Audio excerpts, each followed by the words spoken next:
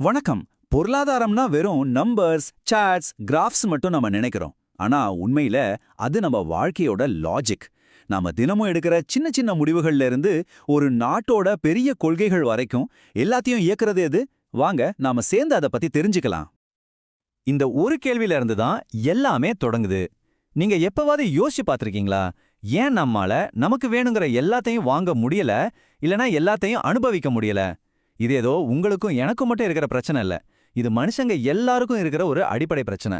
பொருளாதாரம் சரியா இந்த கேள்விக்கு தான் பதில் சொல்ல முயற்சி பண்ணுது. இங்கதான் அசல் பிரச்சனையே இருக்கு. பாருங்களேன், ஒரு மனுஷனோட ஆசைகளும் தேவைகளும் அதுக்கு ஒரு முடிவே கிடையாது. அது எல்லையற்றது. இன்னைக்கு ஒரு பைக் வேணும்னு நினைப்போம், அது கிடைச்சதும் ஒரு கார் வேணும்னு தோணும், அப்புறம் ஒரு வீடு, அப்புறம் இன்னும் பெரிய வீடு, இப்படி போய்கிட்டே இருக்கும். ஆனா இந்த ஆசைகள் எல்லாம் நிறைவேற்றுறதுக்கு நமக்கு தேவைப்படுற வளங்கள், அதாவது ரிசோர்சஸ், அது பணம், நேலம், மூலப்பொருட்கள் எதுவா வேணா இருக்கலாம், அது எல்லாமே ரொம்ப லிமிடெட். இந்த முடிவே இல்லாத ஆசைக்கும் குறைவான வளங்களுக்கும் நடுவில் இருக்கிற இந்த பெரிய கேப் தான் பொருளாதாரத்தோட மைய பிரச்சனை. இந்த பிரச்சனைய பொருளாதார நிபுணர்கள் ரொம்ப அழகா ஒரே வார்த்தையில சொல்லுவாங்க. பற்றாக்குறை அல்லது ஆங்கிலத்துல ஸ்கேர்சிட்டி. ஸ்கேர்சிட்டினா ஒரு பொருள் கம்மியா இருக்கிறது மட்டும் கிடையாது. நம்ம தேவைகளோட ஒப்பிடும்போது அதை பூர்த்தி செய்யறதுக்கான வளங்கள் கம்மியா இருக்கிறது. சொல்லப்போனா இந்த ஸ்கேர்சிட்டிங்கிற ஒரு கான்செப்ட் தான் எக்கனாமிக்ஸ்னே ஒரு துறை உருவாகிறதுக்கே காரணம். இந்த வரிய நல்ல ஞாபகம் வச்சுக்கோங்க. பொருளாதாரம் பற்றாக்குறையிலிருந்து தான் தொடங்குது.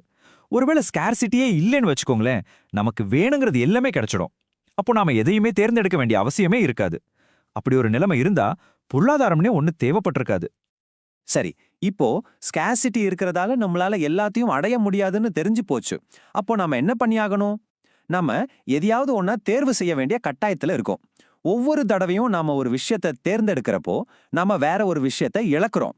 அப்போ நாம இழந்த அந்த விஷயத்தோட உண்மையான விலை என்ன?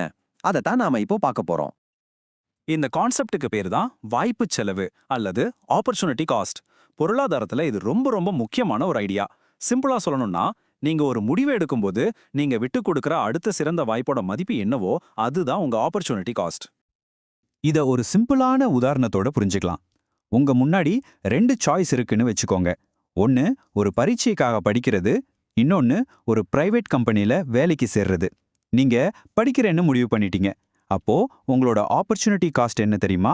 நீங்க அந்த வேலைக்கு போயிருந்தா உங்களுக்கு கிடைச்சிருக்கும் இல்லையா ஒரு சம்பளம்? அந்த சம்பளம் தான் உங்களோட ஆப்பர்ச்சுனிட்டி காஸ்ட். அதனால நல்லா ஞாபகம் வச்சுக்கோங்க, நம்ம எடுக்கிற ஒவ்வொரு முடிவுக்கும் ஒரு வாய்ப்பு செலவு இருக்கு. இங்க ஒரு முக்கியமான விஷயத்தை நீங்க கவனிக்கணும். ஆப்பர்ச்சுனிட்டி காஸ்ட்னா நீங்க விட்டு கொடுத்த எல்லா ஆப்ஷன்ஸும் கிடையாது. நீங்க விட்டு கொடுத்ததுலயே எது பெஸ்ட் ஆப்ஷனோ அது மட்டும்தான். போன உதாரணத்துல வேலைக்கு போறது, நண்பர்களோட வெளியே போறதுன்னு பல வாய்ப்புகள் இருந்திருக்கலாம். ஆனா அதுல அடுத்த சிறந்த வாய்ப்பு அந்த வேலை தான். அதனால அந்த வேலையோட சம்பளம் தான் ஆப்பர்ச்சுனிட்டி காஸ்ட். சரி, இந்த பொருளாதாரங்கிற கான்செப்ட் காலப்போக்கில் எப்படி வளர்ந்திருக்கு, எப்படி மாறி வந்திருக்குன்னு இப்ப பார்க்கலாம். ஆரம்பத்துல இருந்த சிந்தனையாளர்கள்ல இருந்து இப்போ வரைக்கும் ஒவ்வொருத்தரும் இதை ஒவ்வொரு மாதிரி பார்த்திருக்காங்க. வாங்க அதுல முக்கியமான சிலரை பத்தி தெரிஞ்சுக்கலாம். இந்த டேபிள் பொருளாதாரம் பற்றிய நம்மளோட புரிதல் எப்படி மாறி வந்திருக்குன்னு அழகா காட்டுது. முதல்ல பொருளாதாரத்தின் தந்தைன்னு நம்ம சொல்ற ஆடம் ஸ்மித் போன்றவங்க இதை சிம்பிளா செல்வத்தை பற்றிய ஆய்வுன்னு பார்த்தாங்க. அதுக்கப்புறம் அந்த ஆல்ஃபிரட் மார்ஷல் போன்றவங்க இல்ல இது வெறும் செல்வத்தை பத்தி மட்டும் இல்ல, மனுஷங்களோட நலனை பத்தியும் தான்னு சொன்னாங்க.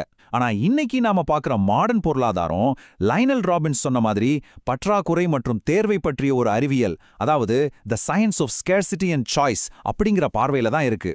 பாத்தீங்களா ஃபோக்கஸ் எப்படி செல்வத்துல இருந்து மனிதர்களோட முடிவுகளுக்கு மாறி இருக்குன்னு.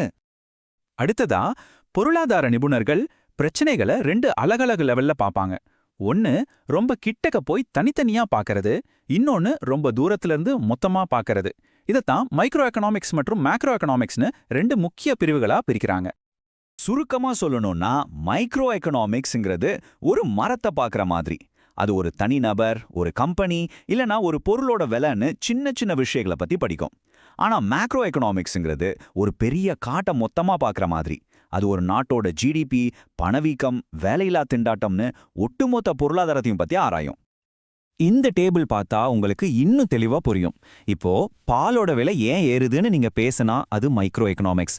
ஆனா ஒரு நாட்டோட ஒட்டுமொத்த விலைவாசி உயர்வான பணவீக்கத்தை பத்தி பேசினா அது மேக்ரோ எக்கனாமிக்ஸ்.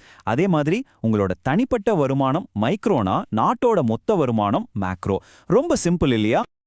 பொருளாதார வல்லுநர்கள் பேசும்போது அவங்க சொல்ற விஷயங்கள்ல 2 வகை இருக்கும். ஒன்னு உண்மைகளை, அதாவது ஃபேக்ட்ஸை அடிப்படையா வச்சு பேசுறது. இன்னொன்னு அவங்களோட கருத்துக்களை, அதாவது ஒப்பீனியன்ஸை அடிப்படையா வச்சு பேசுறது. இதுக்கு பேர் தான் பாசிட்டிவ் மற்றும் நார்மட்டிவ் எக்கனாமிக்ஸ். இந்த ரெண்டுக்கும் உள்ள வித்தியாசம் ரொம்ப முக்கியம். பாசிட்டிவ் எக்கனாமிக்ஸ்ங்கிறது என்ன இருக்கிறது, நிலைமை போய் எப்படி இருக்கு அப்படிங்கிற கேள்வியை மட்டும்தான் கேட்கும். இது முழுக்க முழுக்க டேட்டா மற்றும் உண்மைகளை சார்ந்தது. ஆனா நார்மேட்டிவ் எக்கனாமிக்ஸ்ங்கிறது என்ன இருக்க வேண்டும், நிலைமை எப்படி இருக்க வேண்டும் அப்படின்னு ஒரு பரிந்துரையை சொல்லும். இதுல பேசுறவங்களோட தனிப்பட்ட கருத்துக்களும் மதிப்புகளும் கலந்திருக்கும். இந்த உதாரணத்தை பாருங்களேன், எல்லாம் தெளிவா புரிஞ்சிடும். பணவீக்க விகிதம் 6% இருக்கு அப்படின்னு சொன்னா அது ஒரு பாசிட்டிவ் ஸ்டேட்மெண்ட். ஏன்னா நம்மால டேட்டாவை எடுத்து பார்த்து அது உண்மையா இல்லையான்னு சரிபார்க்க முடியும். ஆனா அரசாங்கம் பணவீக்கத்தை குறைக்கணும் அப்படின்னு சொன்னா அது ஒரு நார்மேட்டிவ் ஸ்டேட்மெண்ட். இது ஒரு கருத்து, ஒரு அட்வைஸ். இத சரி தவறுன்னு நம்மால நிரூபிக்க முடியாது. இதுவரைக்கும் நாம பார்த்த பற்றாக்குறை, தேர்வு, இந்த கான்செப்ட்ஸ் எல்லாம் சேர்ந்து ஒவ்வொரு சமூகமும் கண்டிப்பா பதில் சொல்லியே ஆக வேண்டிய 3 அடிப்படை கேள்விகளுக்கு நம்மள கூட்டிட்டு வருது. இதுதான் ஒரு பொருளாதாரத்தோட மையப் பிரச்சனைகள்னு சொல்றாங்க. அந்த 3 கேள்விகள் என்னென்னா, 1 என்ன பொருட்களை உற்பத்தி செய்யணும், 2 அந்த பொருட்களை எப்படி உற்பத்தி செய்யணும், அதாவது அதிகமா மிஷின்ஸை பயன்படுத்தணுமா இல்ல அதிகமா ஆட்களை வச்சு வேலை செய்யணுமா, 3வது உற்பத்தி செஞ்ச பொருட்களை யாருக்காக உற்பத்தி செய்யணும், அதாவது அதை எப்படி மக்களுக்கு விநியோகம் செய்யணும். எந்த ஒரு நாடா இருந்தாலும் சரி, இந்த 3 கேள்விகளுக்கும் அவங்க ஏதாவது ஒரு வழியில பதில் சொல்லியே ஆகணும். சரி, நாம கத்துக்கிட்ட எல்லாத்தையும் வேகமா ஒரு தடவை ரீகேப் பண்ணிடலாம். இதுதான் உங்களுடைய எக்கனாமிக் டூல் கிட். பொருளாதாரம்னா என்ன? சிம்பிளா ஸ்கேர்சிட்டி பிளஸ் சாய்ஸ்.